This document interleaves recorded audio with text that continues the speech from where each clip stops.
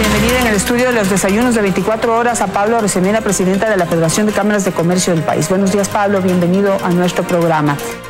Bueno, pues ya se han transferido los primeros 652 millones de dólares por parte del Fondo Monetario Internacional para pues alimentar la economía del Ecuador.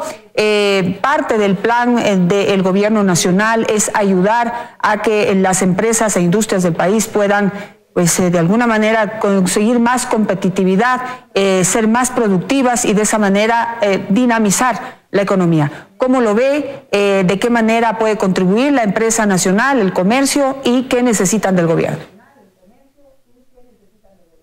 Claro, bueno, gracias primero por la invitación, saludo cordial para todos tus televidentes. Contarte cómo sentimos, cómo estamos viviendo los comerciantes al día de hoy. He traído un cuadro que resume la situación del comercio, cómo están las ventas al día de hoy, aquí lo voy a mostrar. Y podemos ver que el sector del comercio, la variación anual en ventas trimestrales, no está, no está creciendo, sino que más bien tú puedes ver aquí cómo las ventas a diciembre del año pasado cayeron al 1.3%. Ayúdenme enfocando, por favor, gracias. 0,3%. Entonces, eso es una situación que hay que cambiarla. ¿Cómo se puede cambiar? Hay algo positivo que está haciendo el gobierno, este acuerdo que está cerrando con el Fondo Monetario Internacional. Nosotros decimos, pasamos de una década, que era esta década donde había una suerte de economía tipo barril sin fondo, en el doble sentido de que no estábamos con el Fondo Monetario y que pues no había límites en los gastos que tenía el Estado, a una época donde ahora el barril ya tiene fondo, lo cual es positivo, porque se estarían poniendo ciertos límites al gasto público improductivo. Sin embargo, nosotros pensamos que la parte macroeconómica es una parte, pero no es todo lo que se requiere. Hace falta también la parte microeconómica y ahí es donde estamos al pendiente de que reformas que la actividad comercial viene solicitando hace mucho tiempo, ahora sí se implementen. Me refiero a tres cosas puntuales. Lo primero, la eliminación del anticipo del impuesto a la renta, que afecta a todos los comerciantes, pero yo te diría principalmente a quienes más afecta es a la gente que nos está viendo, a los pequeños y medianos comerciantes. El anticipo del impuesto a la renta te succiona la liquidez de tu negocio y es plata que no la puedes utilizar para capital de trabajo, para mercadería, para dar empleo, y la tienes que dar de mala manera, de forma anticipada, para pagar una renta que de pronto el día de mañana ni siquiera deberías de pagarla, porque nosotros estamos de acuerdo con pagar el impuesto a la renta, lo que no estamos de acuerdo es con pagar el anticipo del impuesto a la renta. Por eso en su lugar hemos hecho la propuesta de una fórmula lógica, clara y justa, que es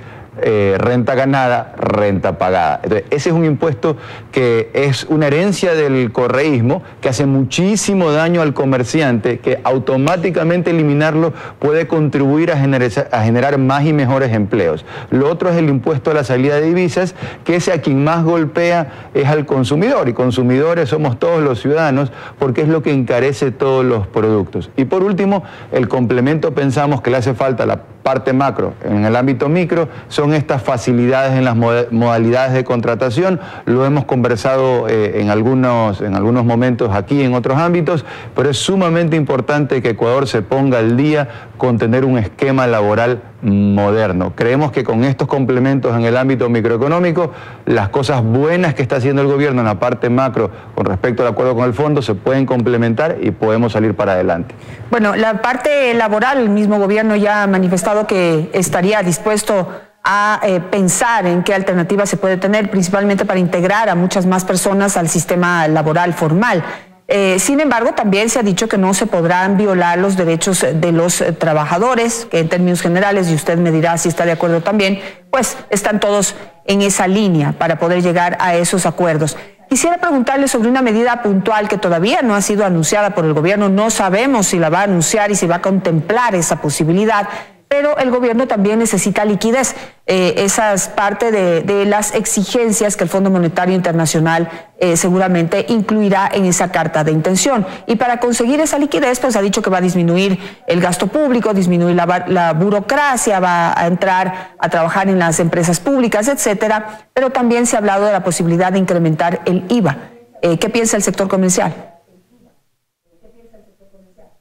Nosotros sentimos que el comercio está hasta la coronilla de impuestos, sentimos que lo que hace falta no es subir los impuestos, sino más bien bajar los impuestos. También digamos las cosas como son, el acuerdo con el fondo es positivo, pero a quien le resuelve el problema es a la economía del Estado, no a la economía del mercado.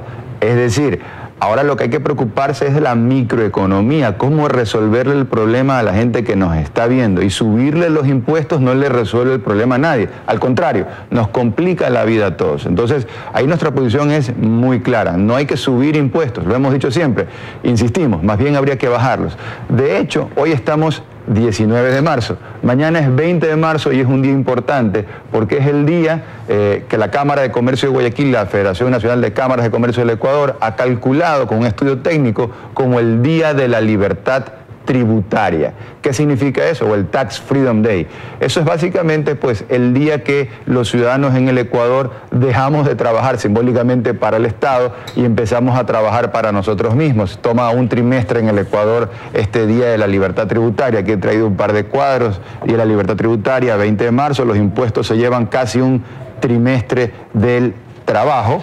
La presión fiscal no para de crecer. En el 2000 era 12%, en el año 2006 15%, en el 17 20%, en el 2018 22%. Presión fiscal quiere decir la recaudación fiscal en relación al ingreso nacional. Y por último, son 79 días de trabajo al año para financiar al gobierno. En el año 2000 eran 44 días, 2008 55 días y el 2018 son 79 días. Así que el día de mañana estamos celebrando el Día de Libertad Tributaria. Entonces, en conclusión, no necesitamos subir impuestos, necesitamos bajar impuestos. Usted dirá, fantástico, pero ¿y cómo hace el gobierno con el problema que tiene, el hueco fiscal que tiene que resolver? Exactamente, claro, es que ¿qué tiene que propone? resolver por el lado del gasto. Exactamente, ¿qué propone? Claro, la propuesta es reducir el gasto público improductivo, específicamente en dos rubros. El primero, burocracia, que se lo está tratando, pero pensamos que se lo debe de abordar con mucha más fuerza, porque si el gobierno no asume ese costo, llamémoslo político, de tener que reducir la burocracia, lo único que logra es traspasarle al sector privado el costo económico de tener que seguir haciendo ajustes, por un lado. Y por otro lado, tenemos el gasto corriente en compras públicas, bienes y servicios. Y ahí nosotros tenemos una postura muy clara. Las compras públicas del Estado no pueden ser que no sean a precios de mercado. O sea, al día de hoy, cuando el Estado sale y compra algo, compra las cosas mucho más caras que cuando uno va a la tienda de la esquina. Eso no tiene sentido, no tiene razón de ser. Entonces, ahí hay mucha tela para cortar. De hecho, hay un estudio del Banco Mundial que dice que Ecuador es el país de Latinoamérica porcentualmente con compras públicas más altas en relación a su producción. Entonces, ahí hay mucho espacio para cortar. He sido preciso. Compras públicas del Estado se tienen que hacer a precios de mercado, 1 y 2. La burocracia, ahí hay todavía mucho espacio para seguir recortando. Es cierto que este es un problema heredado y si uno mira pues la historia económica del Ecuador, esto tiene años de años y es una suerte de bola de nieve que se ha ido haciendo cada vez más grande, pero de alguna manera tenemos que pensar los ciudadanos, pensamos los comerciantes, uno tiene que arroparse hasta donde le da la sábana y en este caso no puede ser que el Ecuador tenga un Estado más grande de aquel que los ciudadanos pueden y deben financiar. La propuesta está clara. ¿Qué piensa usted sobre los subsidios? ¿Tendrían que revisarse nuevamente para ver qué se puede recortar por ahí o también es un ámbito delicado? Yo separaría en dos. Por un lado estarían subsidios sociales, ¿no? Hablemos del gas, hablemos de bonos, de desarrollo humano, que son subsidios. Nosotros pensamos que eso no se tiene que tocar. ¿Por qué? Porque Ecuador no es Suiza. Entonces, estamos en un país donde los índices de pobreza, los índices de desempleo y sobre todo empleo no adecuado son 6 de cada 10 ecuatorianos los que están en esa situación. Entonces, esos temas de apoyo social no tienen que tocarse, deben de mantenerse y fortalecerse. Pero por otro lado, estarían subsidios ineficientes, como por ejemplo subsidios a los combustibles. ¿Y ahí cuál ha sido la postura de la Cámara de Comercio de Guayaquil y de la Federación Nacional de Cámaras? Tres cosas muy sencillas. Si vamos a avanzar a una eliminación de subsidios, lo que quiere decir una liberalización de la importación de combustibles, hagamos una de verdad. ¿Qué quiere decir que sea de verdad? Lo primero, liberalizar combustibles debe implicar romper el monopolio estatal de Petroecuador. Primera cosa. Segunda cosa, esa liberalización de la importación de combustibles debe de implicar libertad de precios. No que los precios en la gasolinera sean petropolíticos, fijados por el monopolio estatal.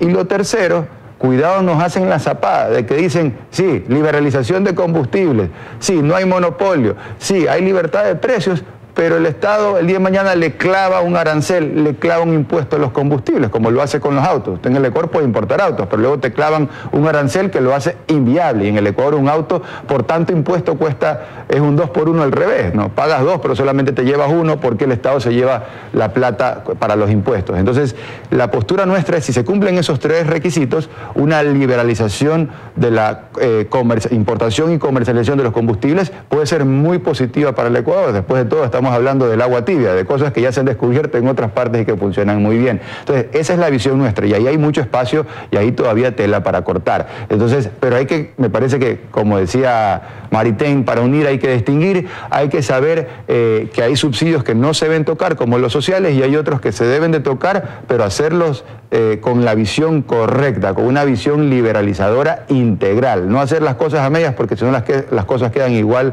o peor.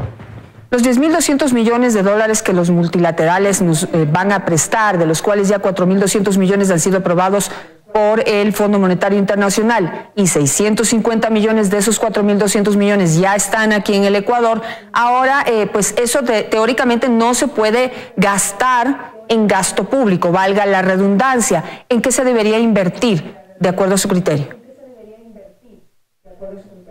Sí, esa es una plata que viene a generar un shock de confianza, que es algo muy positivo, porque hay más de un hueco en las arcas públicas. Se ha hablado mucho del déficit fiscal o el hueco del fisco, la diferencia entre lo que le entra al gobierno central y lo que gasta, digamos, ¿no? O en su extensión un poco más amplia, el sector público no financiero. Pero lo que se habla a veces muy poco es el otro hueco que ha habido, también heredado del gobierno anterior, que es el hueco del Banco Central. Entonces, estas platas que vamos a recibir del fondo sirven en buena parte para ir tapando este segundo hueco, el hueco del Banco Central. Y eso tiene un efecto positivo que va a contribuir a muchas cosas, como que, por ejemplo, eventualmente, si Ecuador sigue haciendo la tarea no solo macro, sino micro, de reducir estos impuestos que hemos mencionado, generar mayor confianza que permite inclusive que tasas de interés a nivel internacional relacionadas al riesgo país vayan bajando y vayamos teniendo una mejor economía. Entonces, los comerciantes, al final del día, mañana, pasado mañana, nos tenemos que seguir levantando de las 6 a las 5 de la mañana para trabajar, para producir por nuestras familias, por nuestros hijos, y es lo que hace todo profesional, toda persona de bien, y es lo que hacemos los ecuatorianos. Pero sí esperamos del gobierno, no privilegios, ni premios, ni dádivas, pero que no nos hagan la vida más difícil, porque ser comerciante es difícil, y luego que el gobierno nos ponga esta suerte de cortapisas. Mencionaba algunas que son las ya casi que históricas, ¿no? Como este tema del anticipo, el impuesto a la renta, el impuesto a la salida de divisas y las complicaciones laborales. Pero luego también hay otras que yo veo que sería muy fácil que el gobierno las elimine y le dé tremendo espaldarazo no a los comerciantes, sino a la generación de empleo. Y me refiero específicamente a estas cortapisas, a estas trabas, a esa tramitología que nosotros llamamos ineficiente, porque viene en la tramitología del INEN, que con el supuesta excusa de controlar la calidad de los productos del Ecuador, lo que realmente hacen es ponerle un impuesto a los comerciantes y dificultar la actividad productiva, encareciéndole la vida a la gente y destruyendo los empleos. Entonces, nosotros hemos hablado con las autoridades y vamos a seguir insistiendo para que vayan más rápido, porque han sido receptivas, pero hasta aquí pues, no se ha hecho todavía los cambios que nosotros esperamos ver, y lo hemos dicho a las autoridades. El INE está más loco que nunca, está más disparatado que nunca, poniéndole una serie de tramitologías que dificultan estos reglamentos técnicos que el comerciante, que el consumidor pueda prosperar. Y esas son cosas rápidas que el gobierno puede hacer en el ámbito ya no macro, sino microeconómico, que sirvan para restablecer la actividad comercial y poder salir adelante, porque... Perfecto, está entendido. Pablo, simplemente una última pregunta muy puntual. Digamos, en esta situación en la que estamos todos los ecuatorianos por las herencias de los excesos del correísmo, pues en este punto no solamente podemos pedir, también hay que dar. Entonces, dado que se cumplan todos o parte de los pedidos que el sector comercial está haciendo, ¿cuánto empleo podrían ustedes absorber? Porque lo que necesita la gente, sobre todo la que va a salir, por ejemplo, del sector público, necesita tener una alternativa. Y de eso también depende que se dinamice la economía, de que el desempleo pues no siga creciendo. Así es, y esa es una gran pregunta. Yo diría tres cosas. La primera, 9 de cada 10 empleos en el Ecuador son generados por el sector privado. La segunda, el sector privado, la ciudadanía privada, generamos 15.000 millones de dólares en impuestos, contribuimos con eso al país. Y lo tercero, todo comerciante, todo emprendedor quiere hacer crecer su negocio. Para hacer crecer tu negocio necesitas más manos, necesitas contratar gente. Entonces, eso está en el plan de acción, eso es parte del norte de los comerciantes. Para lograrlo, necesitamos que el gobierno ayude, no tanto dando, sino dejándonos la cancha abierta, dándonos la competitividad, bajando esos impuestos, quitando esa tramitología, y el comercio podrá absorber y generar ese empleo productivo que el país necesita. Recordemos, y ya para cerrar, que la actividad comercial, de acuerdo a la información oficial, es la principal generadora de empleos adecuados en el Ecuador. El comercio es empleo. Si facilitamos el comercio, facilitamos la generación de más y mejores empleos. Gracias, Pablo, por estar esta mañana con nosotros. Gracias, Pablo. Vamos a seguir analizando este tema que pues ha ido evolucionando a medida que pues ha entrado el dinero, en este caso del Fondo Monetario Internacional. Pero pues hay que seguir vigilante para poder estar siempre bien informado.